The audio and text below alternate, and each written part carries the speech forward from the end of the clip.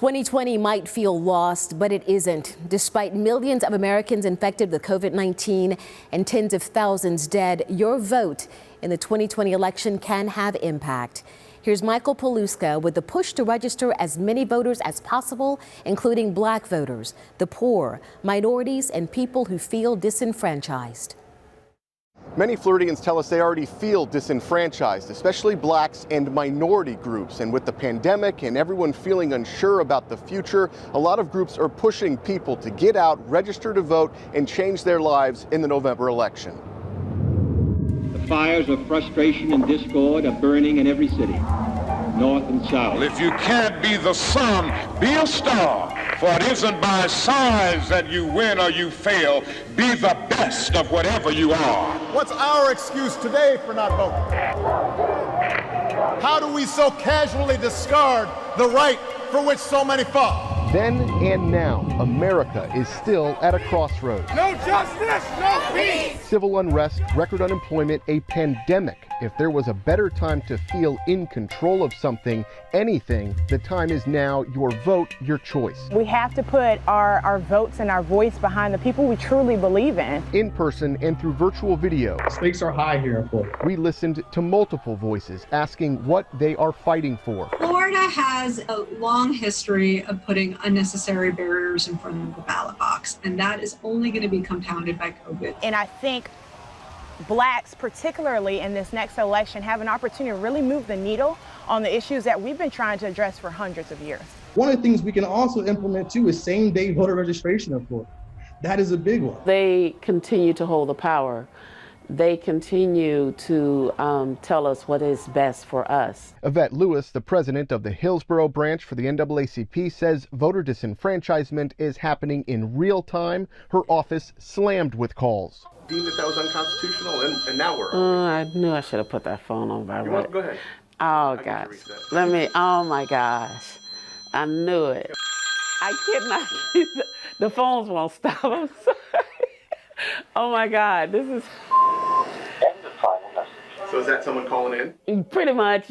And they are wanting the rights to vote. Most of those calls are about felony disenfranchisement. In 2018, Floridians voted to restore felon voting rights to an estimated 1.6 million people. 20% are African American, and many still can't register. Tell me what these people would really do by voting. What are you afraid of, state of Florida? What are you afraid of? Governor Ron DeSantis challenging the law in court, arguing that all court-related fines and fees be paid before voting rights are restored. For those felons, Florida's August 18th primary is lost. A hearing in appeals court in August is past the voter registration deadline. Enough is enough. You know, at some point, the state of Florida has got to relinquish some of the power back to the people. Black women are the most dependable voters. Jordan Pride is the president of the Hillsborough County Democratic Black Caucus. She says during the 2018 governor's race, blacks and minorities showed up because they were passionate about Andrew Gillum. DeSantis eked out the victory. 32,463 votes kept Gillum from making history, becoming the first black governor in the state of Florida. I sincerely regret that I couldn't bring it home for you. One of the demographics that we're targeting as a caucus is young black males.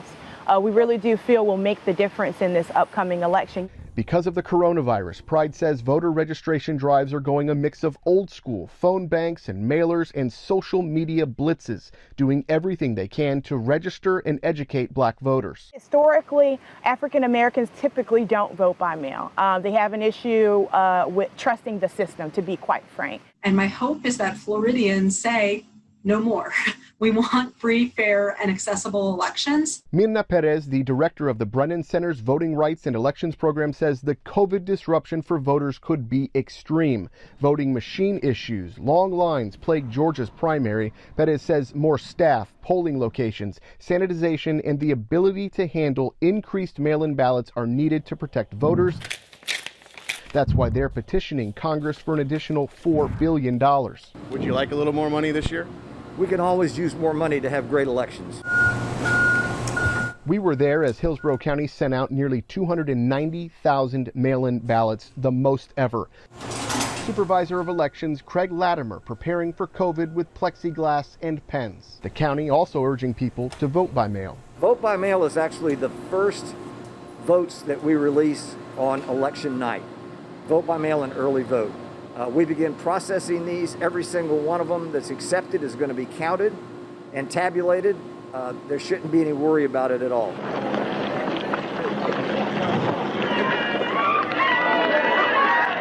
Lewis looks forward to the day when the past doesn't repeat itself. Americans of all races and genders are equal, and her phone calls filled with so much pain are silent. And I hope I see it before God takes me on. This organization has been around for well over 100 years. Some of the people that's in power should say, why is this organization still around? We're here because of systemic racism, social injustice, because people's civil rights continue to be violated every day. In Tampa, I'm Michael Paluska. Just last week, voting rights groups and the state reached a settlement in a legal battle over Florida's vote-by-mail procedures. Civil rights and voting advocates announced the state agreed to revise its voting process to allow minorities, disabled, and low-income Floridians better access to casting their ballots amid the pandemic. That includes expanding the vote-by-mail deadline and requiring the state to educate all 67 election supervisors on vote-by-mail options, early voting, and voting registration. The groups also say they will continue to fight for disenfranchised voters to ensure their votes are counted and also enforce the settlement if needed. Since the death of George Floyd, the Southern Poverty Law Center says 40 Confederate monuments have either been removed, relocated, or renamed in this country. John Shainman takes a look at Florida's monuments and symbols that are now back in the spotlight.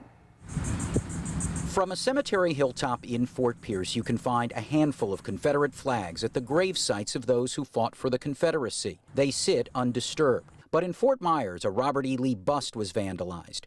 In Baker County, lawyers are demanding a courthouse mural with 3 hooded Klansmen be removed. And in St. Augustine, the Civil War sparks fierce debate. If we destroy that history, it's going to be replaced with violence and anger because people are going to forget where they came from. The city of St. Augustine recently voted to relocate the state's oldest Civil War monument. Descendants of those represented on the obelisk suing the city, saying it cannot be safely moved. Here in the Palm Beaches and Florida's Treasure Coast, there aren't the Confederate memorials that you see in other parts of the state. However, there is a symbol that flies above that also has at times been the source of controversy. We are the first flag in North America. Dr. James Clark, an author and history professor at the University of Central Florida, says back in the early 1500s, the Spanish flag was first raised over one of her territories. It had a simple red cross on it. Back in the Union after the Civil War, later versions of the state flag included the phrase, "Let us alone," and a simple white flag with the state seal. Then in 1900, voters decided to add the red X. Some people believe that the big X is borrowed from the Confederate flag, which of course Florida was a part of.